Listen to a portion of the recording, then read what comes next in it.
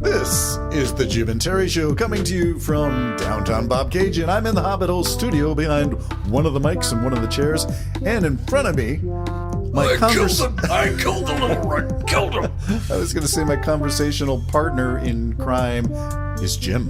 Hi, everybody. But sometimes he's confused with Alex Jones.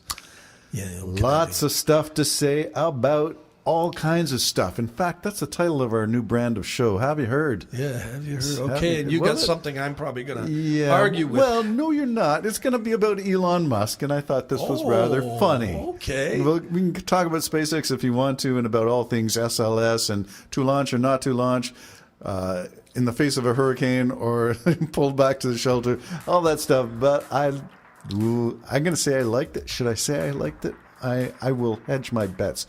What I'm talking about is Elon Musk posted on Twitter, and since I do follow Elon Musk out of morbid curiosity, I do not support his political views much.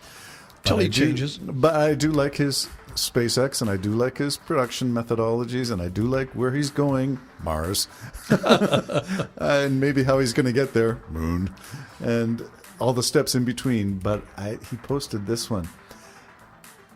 DART. Do you recall that DART program? Absolutely. Okay, so do you want to bring us up to speed on what you know, and then I'll tell you the humorous side of this. Double asteroid. What's it stand for? Double asteroid, we're killing you. No, I don't know. Yeah, something like that. Yeah. They're going to try to, I don't know what the R stands for, but double asteroid, and they're going to move it. They're going to nudge it. They're going to nudge it. Well, they successfully shot a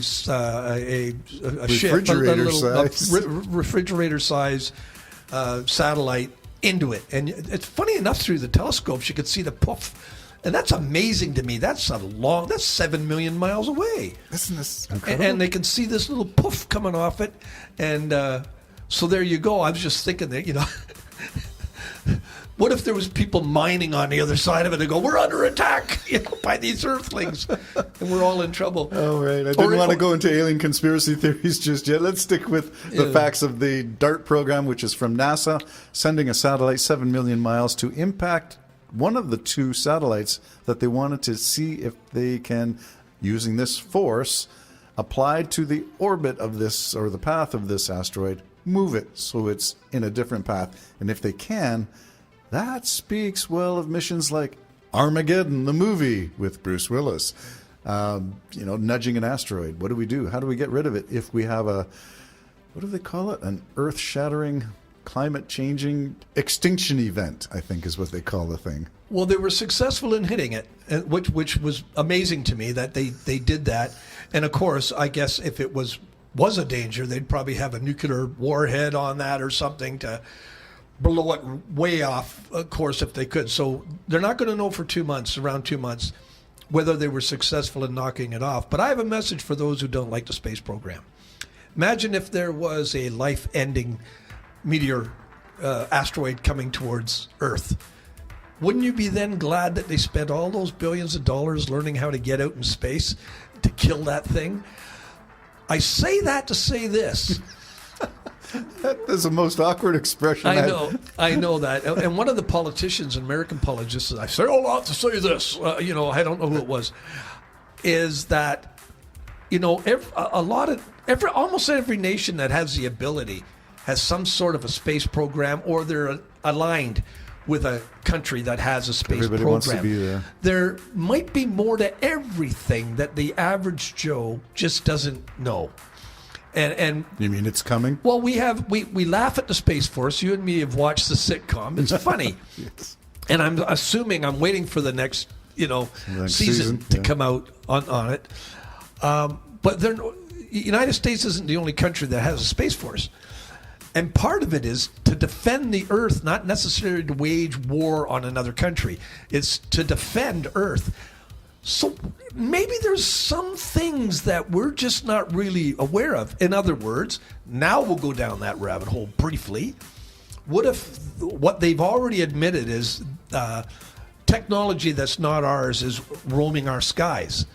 What if they're genuinely concerned that technology, which is roaming our skies, which isn't of man, has hostile intentions?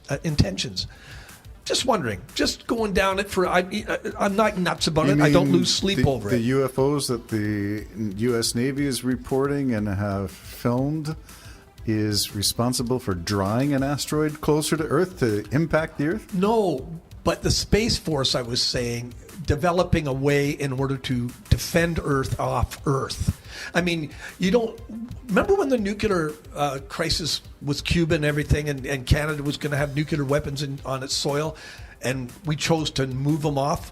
One of the arguments against moving the nuclear weapons off Canada and leaving it from the States to fly over Canada was all the junk was going to fall in Canada. Remember that argument? Yeah, fallout. So if you've got a battle going on, you might not want it on Earth. Out in space, you might want that.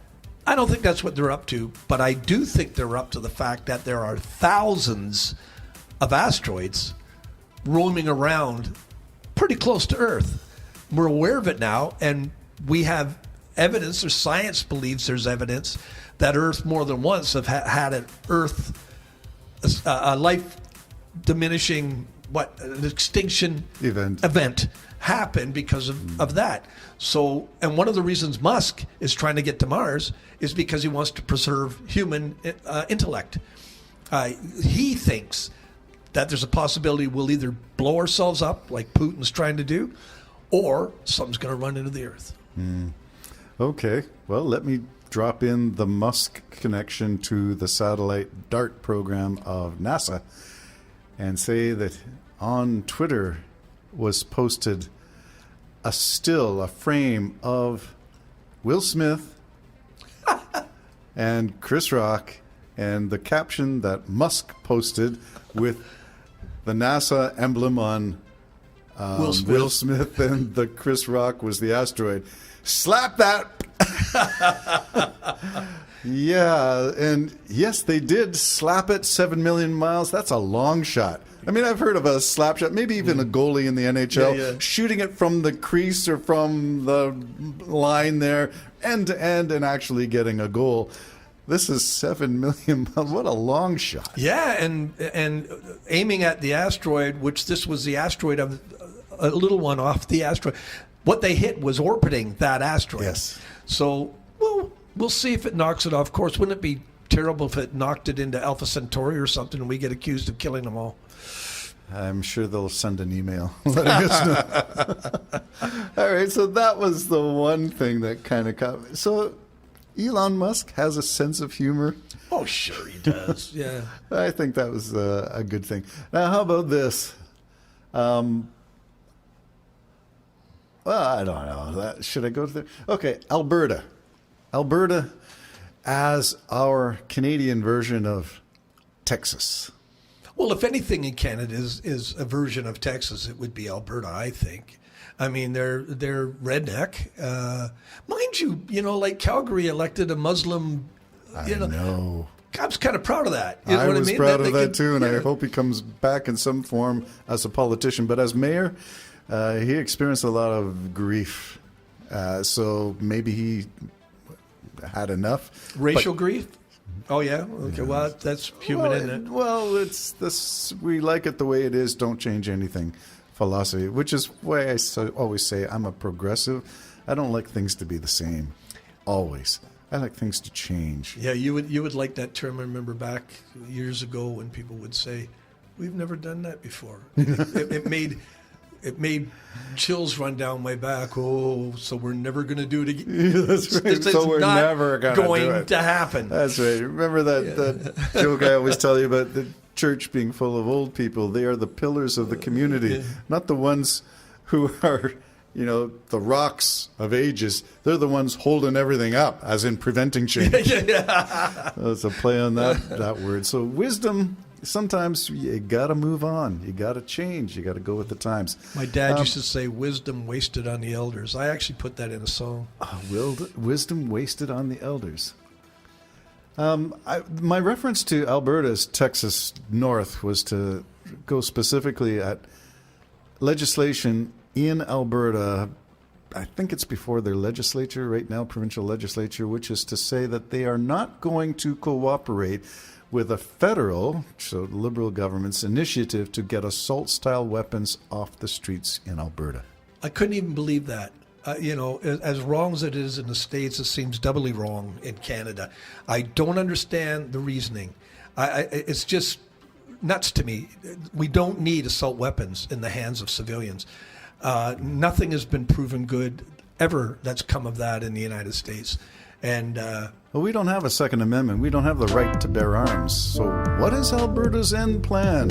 Is there something nefarious, or is this just people saying, we got our rights, we got our freedom? I think it's people wanting to cause disorder, just trouble, wanting to cause our trouble in Alberta. Stay tuned. We'll follow the story. The Jim and Terry Show, signing off. Bye-bye.